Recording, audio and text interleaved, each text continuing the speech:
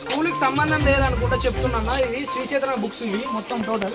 ఇవి ఏంటంటే ఇవి బయట ఎట్లా అంటే బయట మా జనరల్ స్టోర్ అండి, మాది మా జనరల్ స్టోర్ అమ్ముకుంటున్నామండి చెప్పుకుంటా. ఏంటంటే ఇక్కడ లోపల ఫస్ట్ క్లాస్కి వచ్చే బుక్స్ ఎంత అంటే 4,000 రూపాయలకి వచ్చే బుక్స్ ఇవి.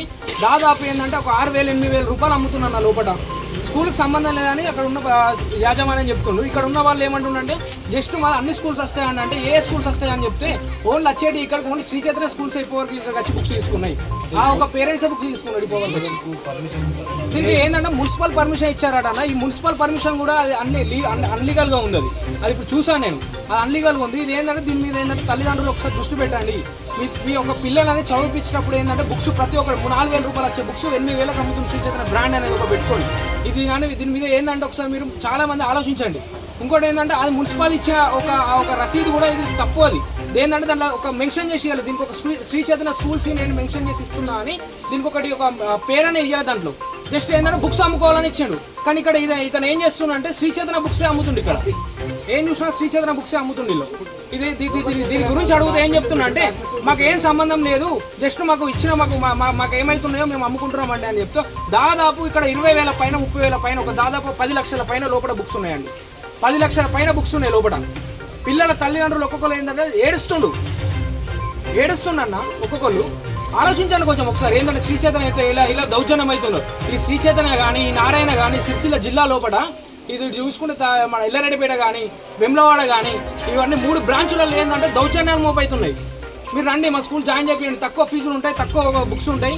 మా జాయిన్ చేయించిన తర్వాత మీకు భవిష్యత్తు బాగుంటుంది. CBSE సిలబస్ అని వేరే సిలబస్లు అని చెప్పుకుంటూ తల్లిదండ్రులను నమ్మించుకుంటూ పిల్లల గొంతులు వస్తుండు ఈ యొక్క శ్రీ చైతన్య బ్రాండ్ అని పెట్టుకొని ఈ వెంటనే అడ్డుకుంటాం. దీన్ని ఏబీవీ తీవ్రంగా ఖండిస్తుంది. ఈ రాబోయే కాలంలో కూడా ఇంకా తీవ్రం చేస్తాం. దీనికి యజమాని దీనికైతే ఎవరైతే బాధితులు ఉన్నారో ఇప్పుడు ఎంఈఓ సార్ కూడా ఫోన్ చేశాం. ఎంఈఓ సార్ ఏం చెప్తున్నట్టే నేను లేని వెమ్లవాడ వెళ్ళినా అని చెప్తుండు. అన్ని దొంగ మాటలు చెప్పుకుంటే సార్ మొత్తం జిల్లా మొత్తం తిరుగుకుంటా పైసలు వసూలు చేసుకుంటున్నారు రఘుపతి ఎంఈఓ సార్ గారు.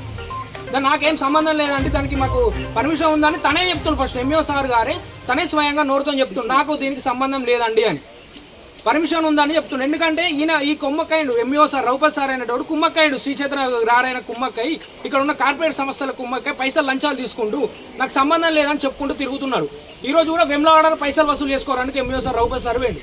ఇదే విషయంలో డిఓ గారు కంప్లైంట్ ఇచ్చాం. డిఓ గారు కంప్లైంట్ ఇస్తే డిఓ గారు ఏమన్నారంటే పంపిస్తున్నామని అని చెప్పాడు. ఇంతవరకు ½ an hour అవుతుంది, ఇంకా ఎవరు రాలేదు. ఇది దయచేసి చెప్తున్నా, ఇది ఒక జిల్లా కలెక్టర్ గారు తొందర స్పందించి ఇలాంటి స్కూల్స్ ఇలాంటి బుక్స్ ఎన్ని అమ్ముతుండు ప్రతి స్కూళ్ళలో ఒకసారి చెక్ చేయండి సార్. ప్రతి స్కూళ్ళలో మీరు ఒకసారి దృష్టి పెట్టండి. ఎందుకంటే దాదాపు తల్లిదండ్రులు చాలా మంది ఏంటంటే అవస్థలు పడుకుంటా కొడుకులు భవిష్యత్తు బాగుండాలని చదివిస్తుండు. దీన్ని ఏంటంటే ఒక్కసారి కలెక్టర్ గారికి ఖచ్చితంగా కలెక్టర్ గారికి దయచేసి మీరు వినిపించాలని అనుకుంటున్నాను. సస్పెండ్ చేయాలని కోరుతున్నాను. DO ME కావాలి.